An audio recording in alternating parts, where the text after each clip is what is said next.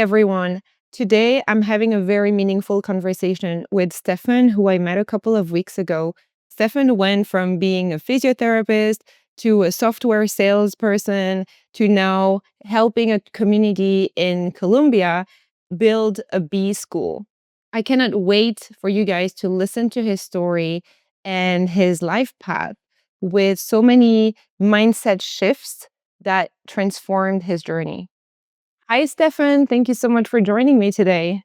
Hey Nat, it's great to see you again. Very excited to be here. I cannot wait to share your story. So, I want to start right away, and I want this format to be a little bit different because I want to start with where you're at now. If you can tell us about what you're working on and your project. Of course, of course. I feel like this is all I'm talking about these days, so I have plenty to share. So right now, I'm working with an indigenous tribe in Colombia, in a place called La Sierra Nevada, and the tribe is called the Arhuaco, and we are working to build the first indigenous-owned stingless beekeeping school in La Sierra Nevada, in their protected indigenous land.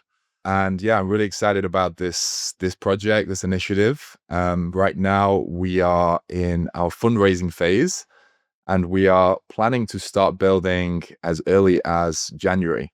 So yeah, do you want me to go into a bit more about the actual project itself? Yes, I want to go into your vision and how you ended up in Colombia with this tribe. Yeah, so that's quite a journey in itself. I can start maybe from where this began, which was almost 12 months actually to the day last year. I was visiting one of my good friends in Peru for Christmas, and he just had a child, so I went out to see him. And as part of this, I decided to do a vision fast, which is, you'll find out more through my journey, is a very common thing for me to do. I like to put myself in environments and rites of passage where they're very different to my typical environment. So I spent 4 days and 4 nights up in a mountain with no food and also no water, just myself in nature with a fire burning 24 hours a day. And this is part of a rite of passage that a lot of indigenous and ancient traditions, especially native Indians, used to do as a way for them to find their vision when they're going through adolescence into adulthood. So I did this as part of my own curiosity. And out of that, I received a message telling me that I should go to Colombia and I should go to this place, La Sierra Nevada. And that was pretty much the message. There was a little bit more about connecting with an indigenous tribe, but it was really just go to this area and see what unfolds. And from there, it was quite a journey of just synchronistic, mysterious things happening, not in a woo-woo sense, just more in terms of the people that I met. And within 1 week, I found myself up in the jungle, 2 hours from civilization, living with an indigenous family as part of this Arhuaco community that I told you about. And my curiosity also with going to this place and having this experience was really about trying to understand what is different in the way in which they live and the way in which we live. What I knew about them is they have this profound relationship with nature, especially. And this has been really core to how they live, but also to how they protect the land in which they come from. So this tribe, the Arhuaco, are part of 4 different tribes that are all interrelated. If you go back far enough, there's the Arhuaco, the Kogi, the Canquamo, and the Wiwa, and they were all part of what they used to call the Tairona civilization, which is from this region called Santa Marta in the northwest of Colombia, which backs onto the Caribbean Sea. And they have lived in this region and survived, living with the same tradition and the same culture as they do today for over 2,000 years. So what blew me away is, okay, there's a lot of ancient traditions, but to find an indigenous community that is still living almost with the same practices, the same reciprocal nature and community, the same type of clothes for such a long period of time and living in one of the most abundant habitats of nature in the world, what are they doing differently? And I think what I discovered actually from spending time with them was, yes, there's many things that they do which we can learn from. But I think what I really discovered was less about what's different and more about what is similar and what we have in common.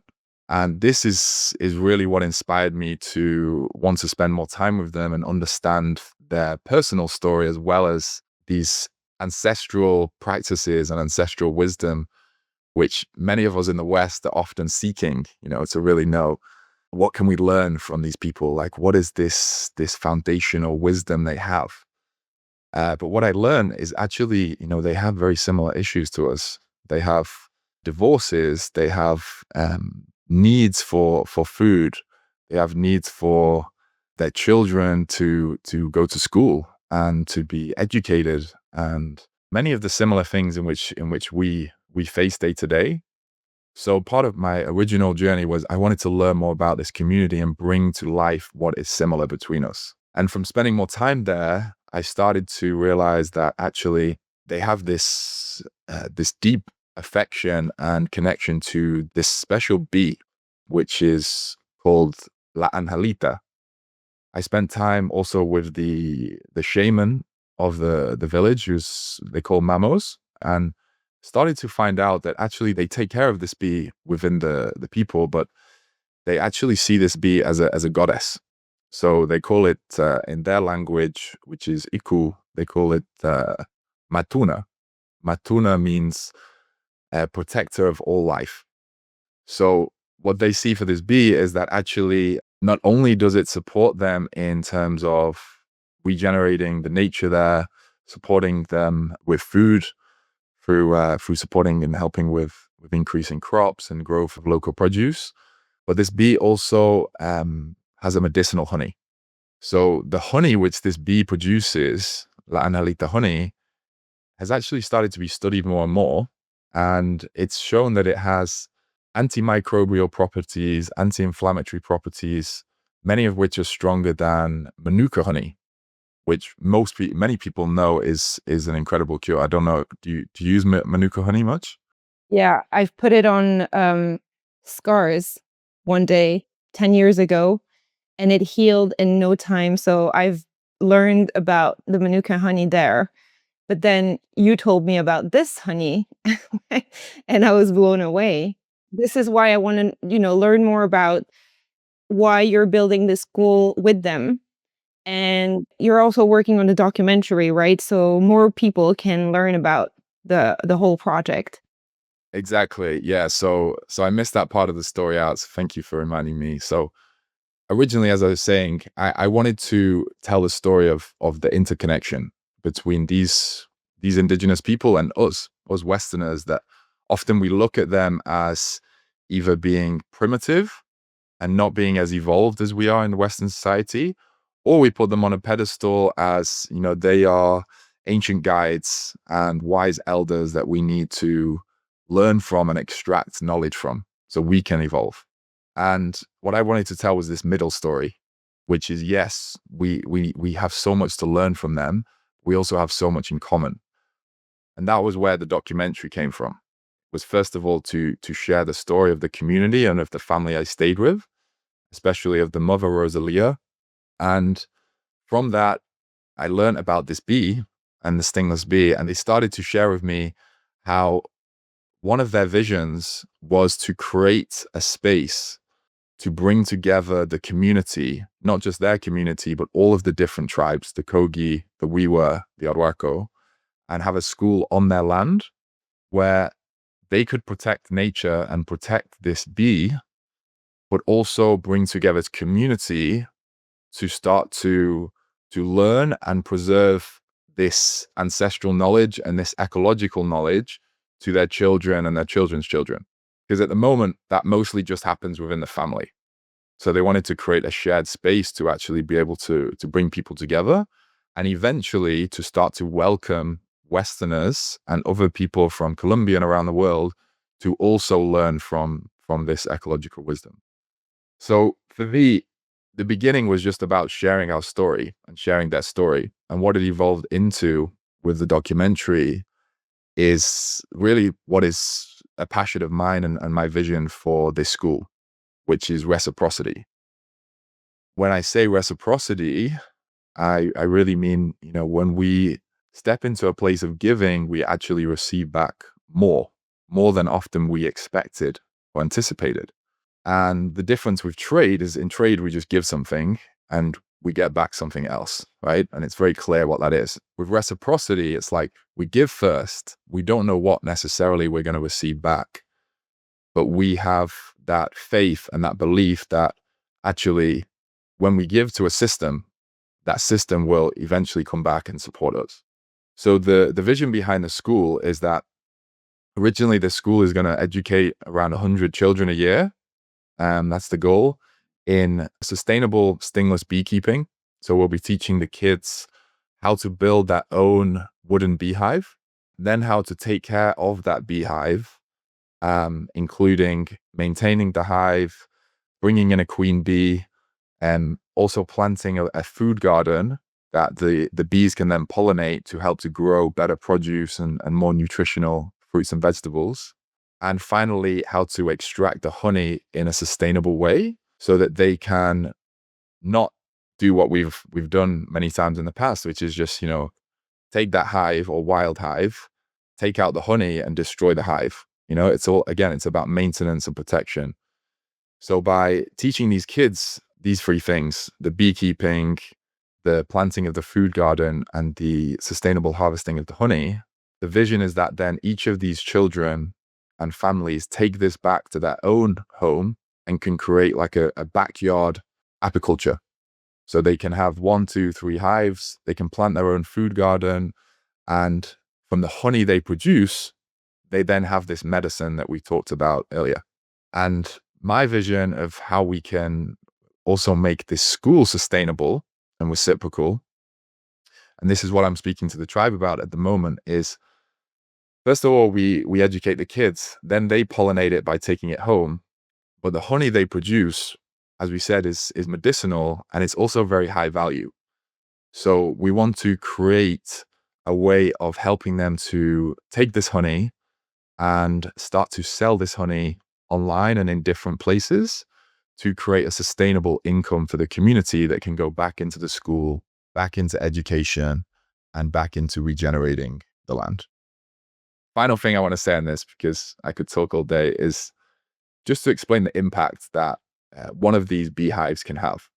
One hive with a colony of bees typically get somewhere between 3,000 to 5,000 bees that will go back and forth to one hive.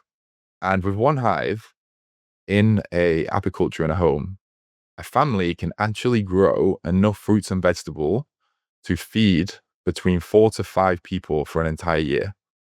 In terms of the honey production, because of the value, that hive can also generate around $500 of income for that family by us supporting them to sell it. And that's not selling it super expensive. It's selling it for like $15, $20. And finally, from a nature perspective, one hive alone will regenerate in a year around 30 hectares of forest.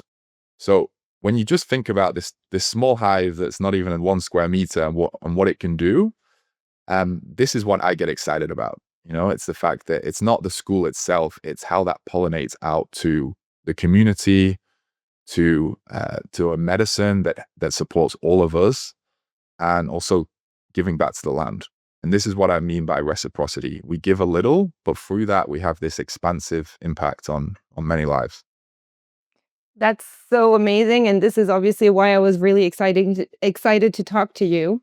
I love how, we've talked about this, how this is really now your connection point between your leadership experience, your love for nature, and your love for impact. So I really love that, and I cannot wait to share the link to your documentary and follow your entire project. And because this show is called Rethink Your Life, I do want to take you back to your past, the last 15 years, since you were a young adult. I mean, you even said that 6 months ago you had no idea about all this. So I can only imagine 15 years ago. So I want to go back to this path, and I say 15 because it's the beginning of our adult lives, but I even want to go a little bit before that. As a teenager, I want to understand who you were and what kind of beliefs you grew up with. Wow. Yeah, a lot's happened since then. A lot has happened. I was always a child who loved to be outdoors. I think that's the first thing that I would say. My parents used to joke that they would see me for 1 hour a day. I would come home from school, I would go outside, and I would either be playing with friends or I would be on my own creating adventures, building dens, exploring nature, picking things up. So I think this explorer archetype was really in my blood since I was a young boy. And I still remember my parents telling me we used to go on long holidays over summer because both my parents were teachers. And there was multiple times where I would get lost. My parents would be freaking out, wondering where I was. And they would find me like hours later on my own. And this is when I was like 6 years old, 5 years old, just walking around, exploring, not crying, absolutely fine. And I think this was really, yeah, it was just part of who I was this desire to go and explore and understand more about the world that surrounded me, especially the natural world.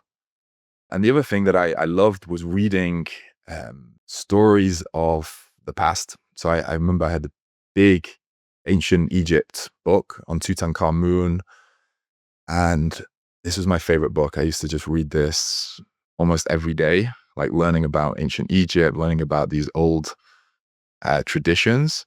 And The Petit Prince. I used to love this book as well. So the explorer was always in me. And then my other love was sport.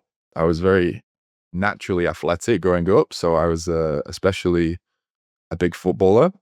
This brought a different kind of belief system in me around competition, but also around achievement. And I think that it was a blessing, but maybe also a bit of a curse in some sense, because I started to recognize how my gift for sport, and especially football, brought me a lot of validation and recognition from other people. And therefore I had always set myself very high expectations of who I need to be, and also that I need to have this validation in order to feel that I was growing and that I was worthy. So I spent a lot of my youth with many interests, but slowly I started to filter out these interests and put them to the side in order to just play football so that I could be the best I could. But really, I realized that was actually to be able to get validation, especially from my parents and from my peers. And yeah, I think that was what led me um, into my early career, my early path in my teenage years.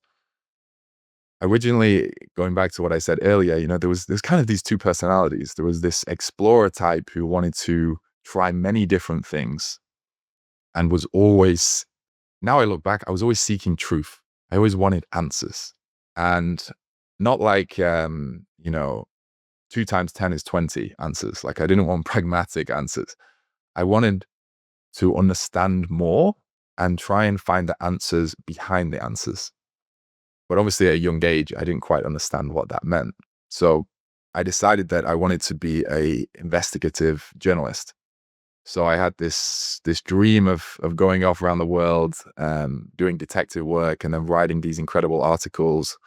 But yeah, this really was about traveling, going and understanding like what is happening in this space, and then really getting underneath it. So I studied originally at what we call college. So when I was 16, I started to study English, law, and human psychology. And I was very passionate about this. But what happened is, after not even a year of studying this, my desire to satisfy my parents, who were both academics, made me create a shift So my dad convinced me that actually I should drop psychology. I should really put aside my English and I should go and study biology. My oldest sister was a doctor, and my brother's a lawyer, and both my parents are teachers and professors. So it was really this like classic academic route, which maybe some of your listeners will relate to. Yep. And that pressure came from my parents, not in a, I don't put it on them nowadays as a negative pressure. It was just they wanted me to have security, and they didn't have any experience or perspective of the fact that there was many careers outside of the academic path that could still provide an incredible opportunity, both financially and in terms of success. So they wanted me to get a real career. So I ended up pursuing biology and going on to study physiotherapy because I did not want to do 7 years as a doctor. And yeah, in terms of physiotherapy, I did have some love for this. It wasn't just a career that was like, oh, I wanted to be a journalist, but now I've ended up as a physio. And what I loved most about physio was, again, this idea of finding answers. So I would have a patient come to me with a problem with their shoulder. And the more I started to ask them questions and diagnose, you would recognize that the problem didn't start in their shoulder, it was in the ankle. And this is what I always found fascinating about physiotherapy and the body, just the human body, is the interrelatedness of everything and how one system is impacted by another. So this cause and effect relationship, this is really the core of what fascinated me about physiotherapy, but also I think what fascinates me even now about life. When we get zoom out and look at the interrelatedness of everything. That's kind of what interested me to continue doing physiotherapy, and I did that for 4 years. But then I hit a wall, and that wall came from the limitations again and the barriers of the system. Tell me more about the system. I mean, the system, I can only speak for when I was studying. I think that it has evolved more since then, but I still think that's quite a antiquated way of teaching. The system was about A plus B equals C. You come in with a shoulder problem, we treat the shoulder, and you feel better. And this did not work. And I would watch patients come in with a neck issue, for example, or a shoulder issue. We would give them some exercises to mobilize to strengthen their shoulder. They would come back 2 weeks later. The pain would be the same or worse. And this happened in over 50% of cases. And what frustrated me the most was that many of the healthcare practitioners were just going along with this same system, even though it wasn't working, because that's what we've been taught. And a shift that I had was actually when I went to do work experience with Manchester City Football Club. And I spent the summer doing work experience there. And that's where I started to learn about fascia and kinetic chain. In 4 years of studying physiotherapy, we did not do any modules on fascia, which for me is wild when you look back. And from learning about fascia, that's when I started to recognize and kinetic chain. For those that don't know, kinetic chain is essentially the interrelatedness of all your body parts. So your joints, your tissue, your muscles, your organs. You know, how your shoulder, as I said, impacts your hip impacts your ankle. And your fascia is essentially this sheath of connective tissue that covers your whole body and is the thing that really drives your kinetic chain to operate in a different way. So if you have, as I said, tension in your fascia in your lower body, you can have all kinds of back pain, migraines, headaches, etc. And this opened up a whole new world to me, which went back again to this core interest I have, which is the interrelatedness of everything. But I realized that in physiotherapy, I was blocked from learning more about this. The treatment I wanted to do was to bring in things like yoga, Tai Chi, different types of myofascial release into my practice. But because I was working in the healthcare system, that wasn't possible.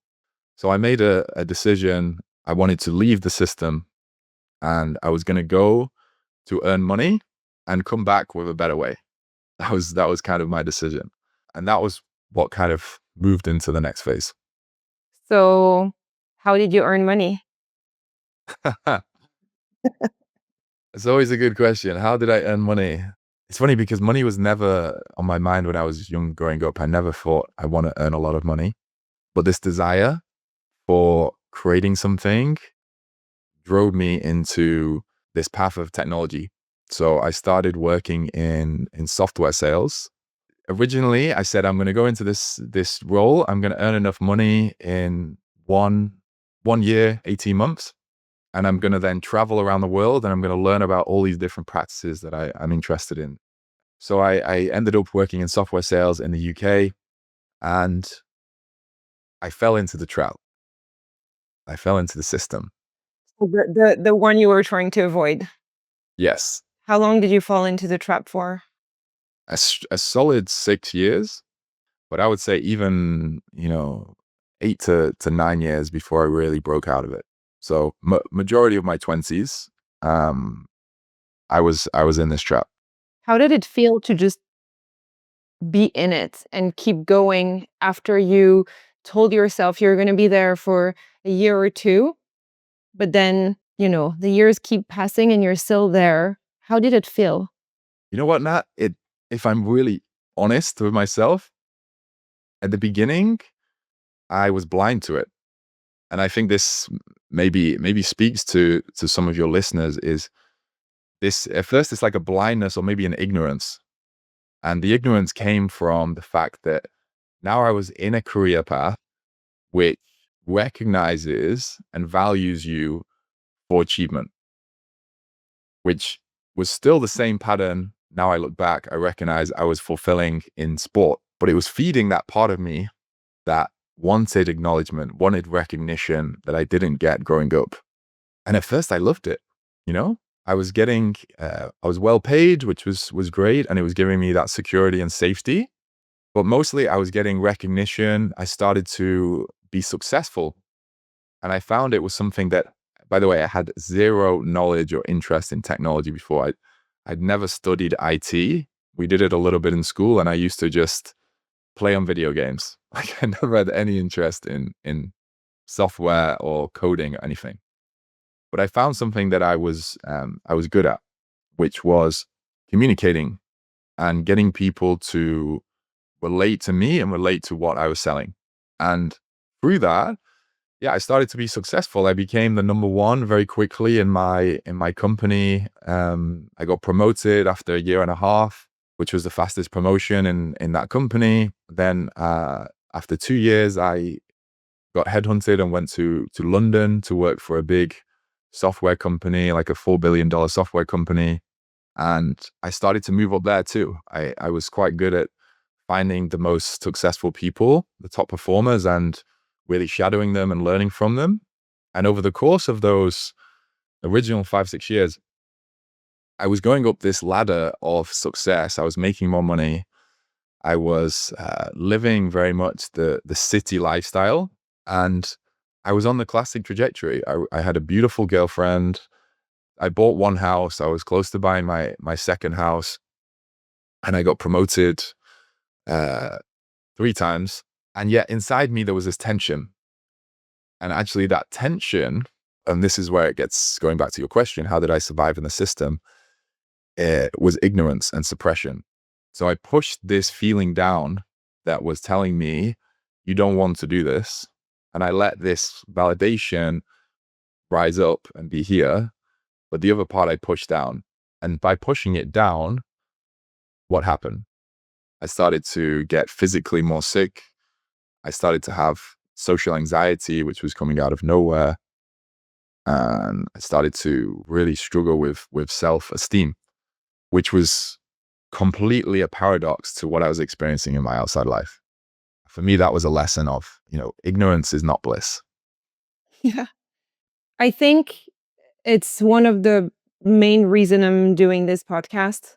I mean, I think there's a majority of people who feel this way. They go to a job, it feels good if it pays well, and then they can afford things that, they may have not been able to afford 5 years prior. and they're in this loop. And I don't know if everyone really sees that it's a trap. I don't know if people recognize that when they feel sick, or if they don't, if something feels off. I don't know if people know how to recognize the signs. Obviously, because of what you did before that job, I think you were better armed to recognize the signs and to do something about it. If you had not been armed to recognize those signs, what would you have done? Did you talk to people around you? How did you educate yourself on knowing what to do about the feeling? This is a great question, I don't think there's a silver bullet answer, but I can tell you my experience. I didn't. This was part of it. I didn't speak to anyone in my surrounding environment because they were also living in this bubble that I was living in. So I felt this separation of being able to go and speak to these people who are also high achieving, successful salespeople about, does this feel good to you? Right. So I started searching for answers elsewhere. And by that, I mean, I started working with a therapist. I started learning a bit about meditation, for example. But all of this was more of how can I reduce this feeling?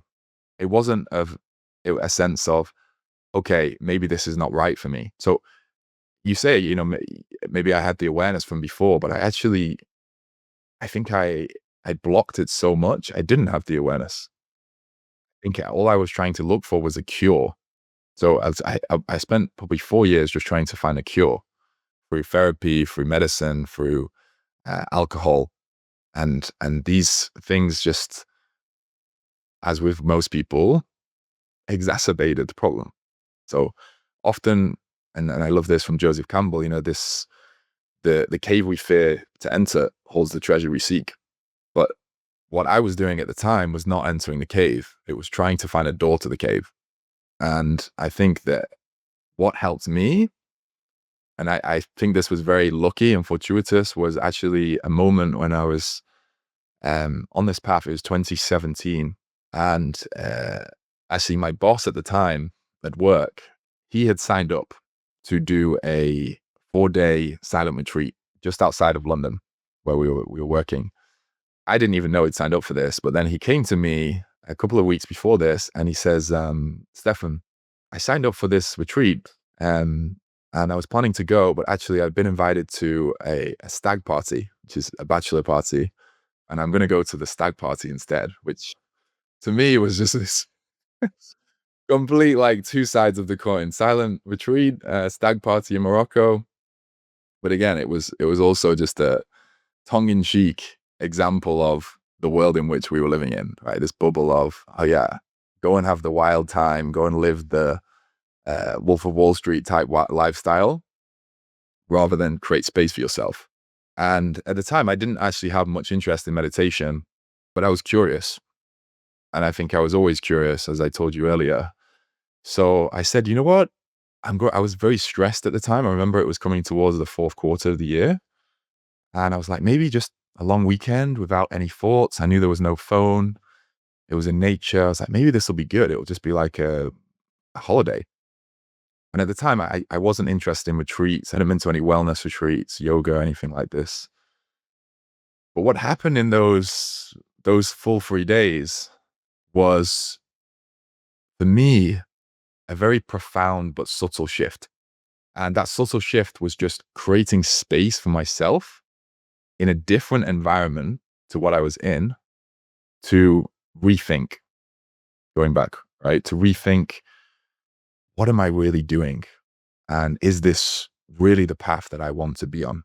And I remember what happened in those days was this evolving thought process.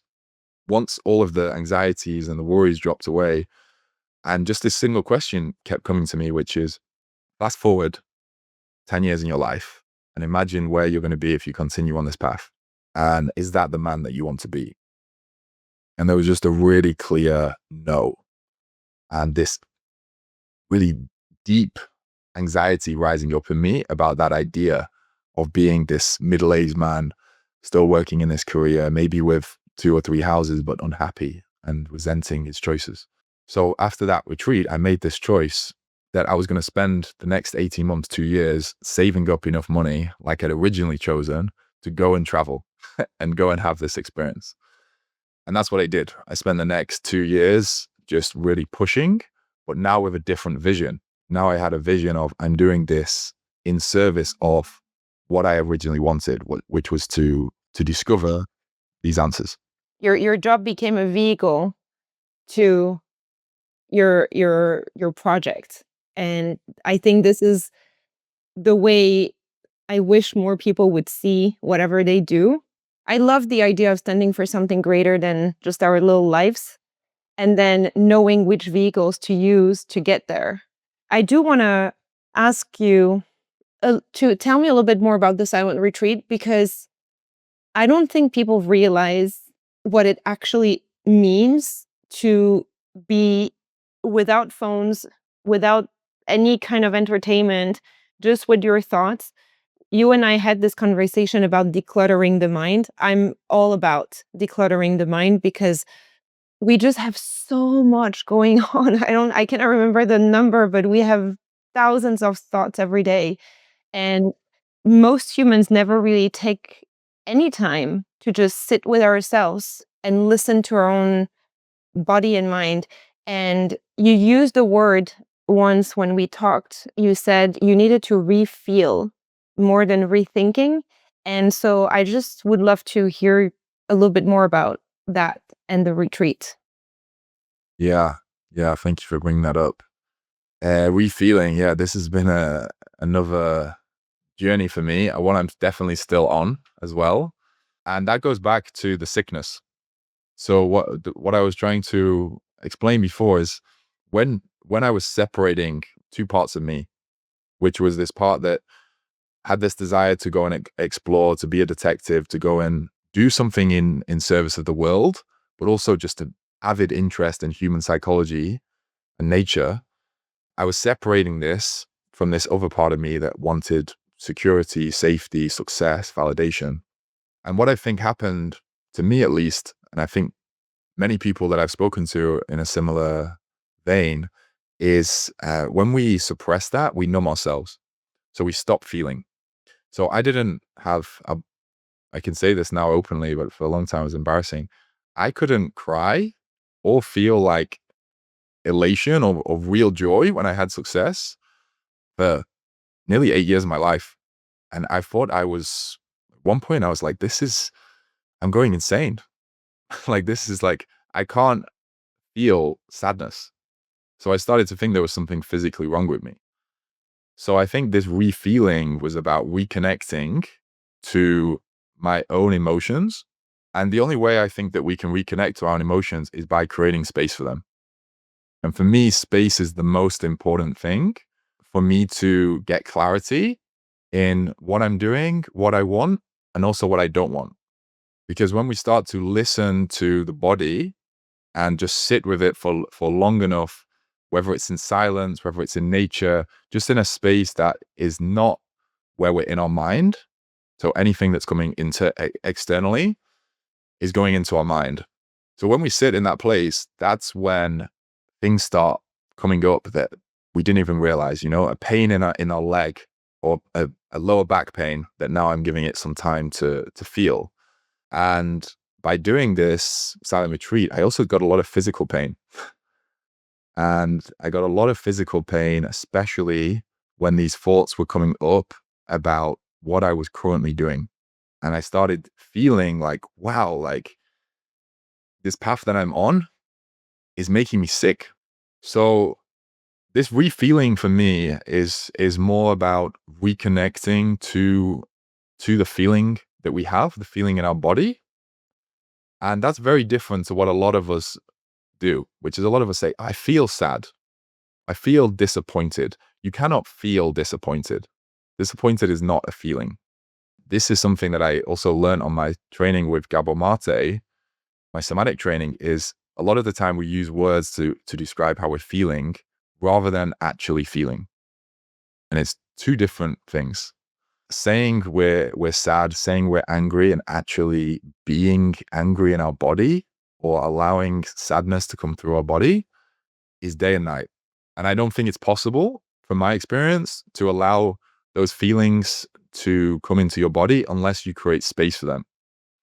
And for me, space is physical space.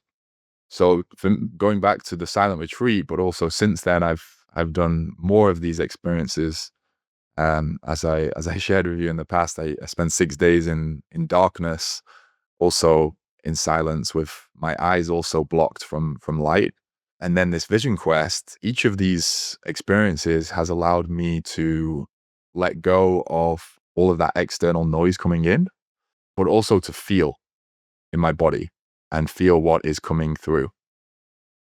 One of the realizations I've had from, you can call it sacred space, or you can just call it like a clear space.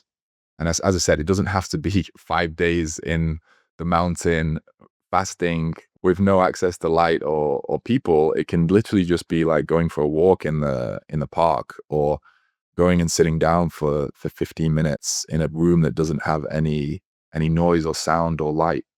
Painting can be a way of creating space, right?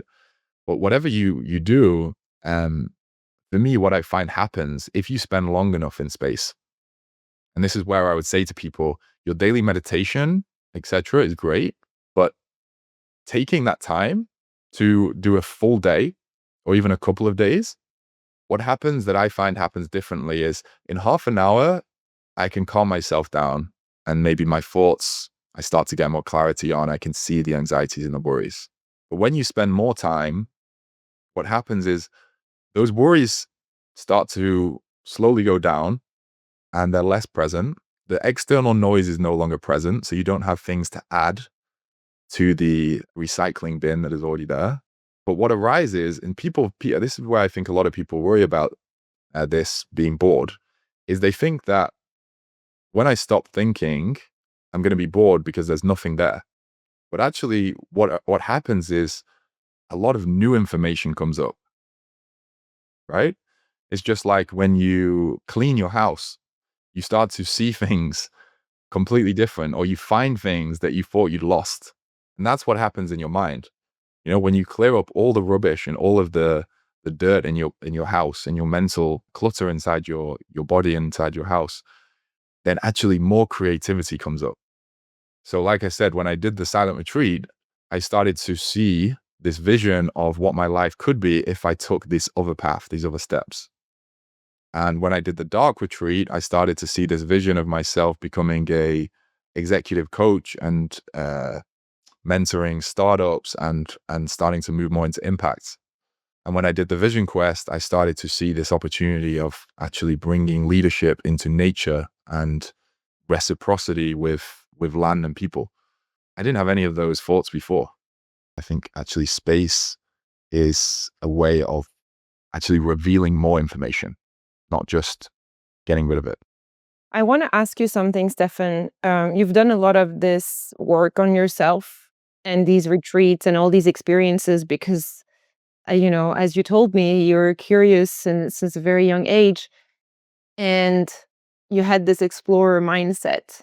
But is it harder, do you think, for men to accept these topics? Or because I know a lot of men would call these weaknesses, and I don't like this word, but I want to ask you because I don't know, it just feels like a lot of men would be pushing back against what you're saying. I think they do. I mean, I know they do because I've been in different worlds, from the corporate world. I mean, corporate software sales is nowadays is a bit like investment banking before. You know, it's a very highly driven environment that brings in many intelligent individuals who are high performing and successful.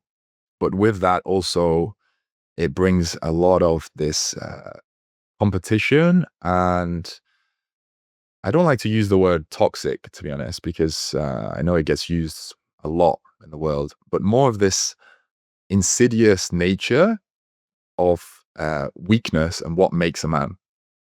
And I think this is where I've seen also a lot of paradoxes, and I feel like I'm a paradox also in that sense, because the friends and peers that I had in software sales, and still do have some of them, what I see in them is, and many of them, is actually some very positive traits as well. You know, they're highly driven, they have great work ethic, they're systems thinkers, they are able to bring together many different pieces of information in order to put together a clear proposal or package. They're great communicators, but many of them have this mindset that their success is dependent on their achievement, how much money they make, and also the material aspect. So there's still so much conversation around, I have this new car, I have this new house, I have this much in my shares, etc. Like I'm making this deal gave me this much commission. And this is really the money and material conversation is core to everything that I used to hear. And I think that what they see as weakness is vulnerability. And I think for them, vulnerability is about showing that any part of me is not secure or is not high performing. So this high performing mindset goes across their entire lifestyle, which again, as I said, creates a lot of success. But inwardly, I know that many of them feel a sense of unfulfillment. The reason I know that is when I left my corporate career 3 years ago, I did my coaching qualifications in UC Berkeley and archetypal psychology, because I wanted to have this kind of business coaching, but also better understanding of psychology. And then I started coaching individuals who were still in corporate, some from my old company, some from other companies. I had a lot of these conversations, over 100 of these conversations with men, and all of them, except one, was a man. And the resounding thing that kept coming back was, you know, I have a great girlfriend, I have a house, I have a great position, but I feel like I'm in a rut. I feel like something's missing in my life. And that's what I think is the issue, is that they are ignoring that part that is missing because they're afraid that that will make them look vulnerable. So just to go to what is the answer, I can't speak for everyone, but for me, it's recognizing that I'm a multiplicity. And that's what I love about archetypal psychology and Jungian work, is that we don't have to put ourselves in one box. You know, I'm only this high performer. And we don't have to put ourselves in the other box, which is, oh no, I only do impact and things for good and money is evil. Actually, we can be both of these things, and we can hold both of these things in tension. So I've talked about this extensively, that we're not defined by the one title that's written on our LinkedIn profile, and that we can be so many things. We just need to make some space to figure it out. Ask yourself the right questions, and look outside of your normal circle. Go and meet new people, read different books, listen to podcasts that you would not normally listen to. And I think there's just so many resources today. It actually excites me. There's just so many resources that people can go through. And I feel there's now at least one person someone can relate to get inspired. So I think this is really great. And, I just feel like if someone is listening and can acknowledge all of what we're saying, but don't know where to start, I would just say find one kind of different experience, one retreat, one person to talk to, just one little step to have a different conversation than the one you're having 7 days a week with the same people at the same pub in the in the same company with the same family table. Just one thing different, it can really change your perspective. So I want to kind of thread everything together now.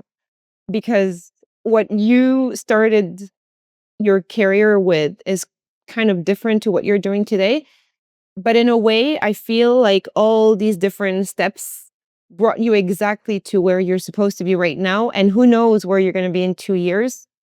So I want to have your perspective on this, on how it all tied together and how you created an open mindset to what's coming next.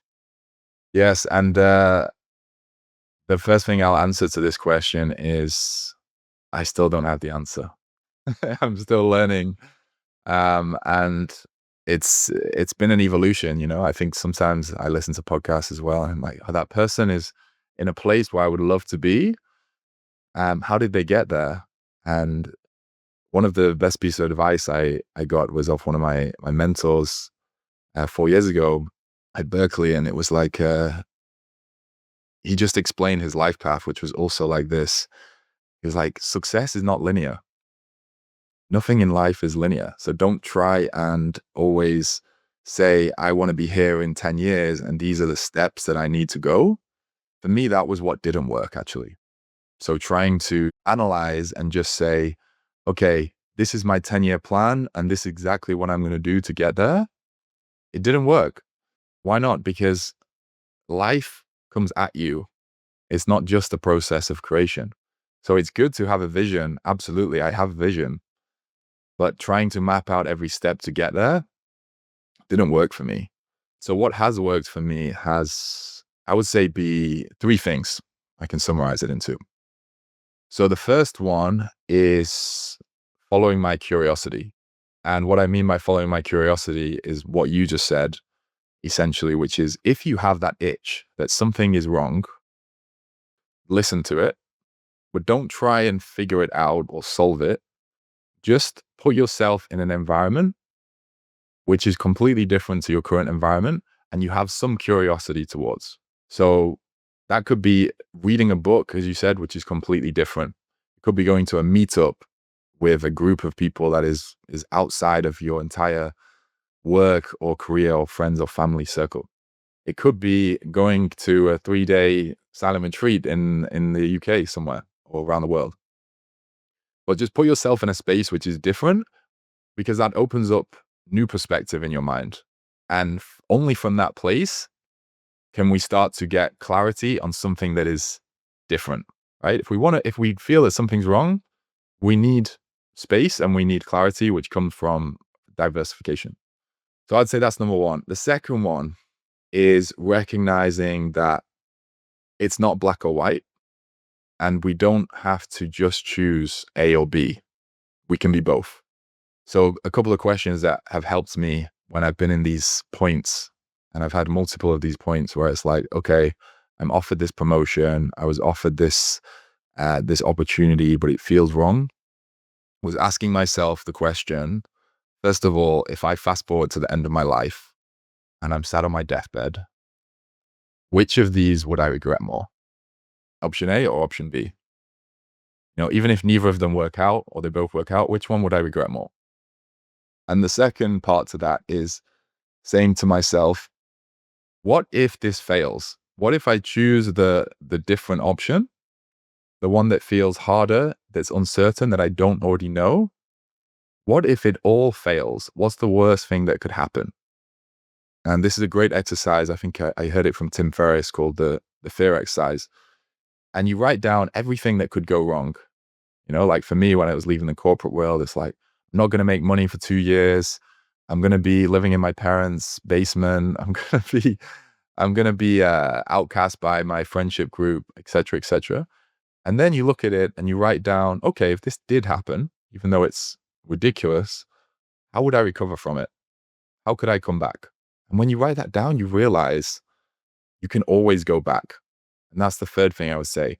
You can always go back and do what you were doing before. You don't have to, okay, I'm here now. I'm a different person. And just knowing that I could go back actually gave me more confidence to go forward. So I would say those things are really important. And the final one, if you're someone who is quite pragmatic and rational, which I'm sure many of your listeners are, I'm also kind of hold this tension of being quite type A and then an explorer is you don't have to just jump out of the boat. You can still keep hold of the life raft. So ask yourself, what do I need to feel secure enough to make a little change? Is it working for 2 years whilst doing this thing on the side and just exploring it so that I have enough money and enough safety to go and try it? Or is it something else? But just ask yourself, what would make me feel more safe to make a shift? And I would say those three things have been the things that have helped me most, alongside just saying yes when it does feel right. Amazing. Thank you so much, Stefan. This is so great. I really hope that this will inspire a couple of hundreds of people. And I do want to add, if I want to put it out there, if there's someone listening to this and they really don't know what to do, email me. I'll connect you to Stefan if you want to. I'm sure we'll be happy to just even have one conversation. If one person really feels lost and doesn't know what to do, I would be really happy to, even have a conversation, because I think, and, connect you if you're open to it, because it's really not that hard. And it's just so much easier when you have someone to talk to. So, Stefan, I really am grateful for, this conversation. I cannot wait to see the Colombia project. I will put all your links, your documentary link, and your fundraising link to the show notes of this podcast. And see you in the next episode. I think we will talk again in a couple of months. So thank you so much, Stefan. Thank you, Nat. Thank you so much for having me. For such a wide conversation. As you can see, I could talk a long time about this. And just to your point, yeah, if anyone is at that crossroads and wants to have a different ear, that also, I didn't say it, has been incredibly beneficial. And I'm happy to share my email, and you can pass it on to your audience if it's useful. But thank you so much. I'm really, really happy to see what you're doing with this podcast. I think people need this more than ever. We're going for a big shift in the world, and I think people need to have that space to listen to this episode so they can also rethink their own life. So thank you for having me, and I look forward to connecting again soon. Amazing. Thank you.